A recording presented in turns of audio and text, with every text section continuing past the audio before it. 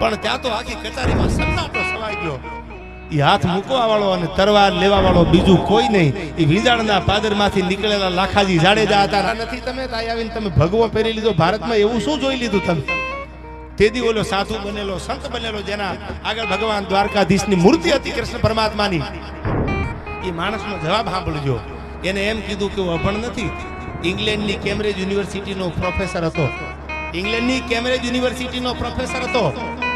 હવે સાંભળજો, આપણા જે વિશ્વયુદ્ધ બન્યા એમાં પહેલું વિશ્વયુદ્ધ કેટલા થયા, એમાં પહેલું વિશ્વયુદ્ધ એનો ફાઇટર પ્લેનનો પાયલટ હતો. એટલો બધો એજ્યુકેટેડ છું, એનો ફાઇટર પ્લેનનો પાયલટ હતો અને કેમ્બ્રિજ યુનિવર્સિટીનો પ્રોફેસર હતો. પણ ઇન્ડિયામાં આવ્યો, ભારતમાં આવ્યો અને ભારતને જોયા પછી મને એવું લાગે છે કે હવે આવું બીજે દેશમાં ક્યાંય છે ને વિદેશમાં. એટલે મેં નક્કી કરી લીધું કે ભગવાન દ્વારકાધીશનું ભગત બની અને ખોળિયું ખાલી કરી દેવું છે. બાકી ભારત મૂકીને મારે ક્યાંય જવું નથી. આવો ભગવાન આપણી ગુજરાતમાં, આપણી દ્વારકામાં મારો નાથ બેઠો છે આયા. ત્યારે મને કહેવાનું મન થાય છેલ્લે શિવાજીના હાલડાથી હજી મયુરભાઈએ ખાલી 1 કલાક ગાયું છે.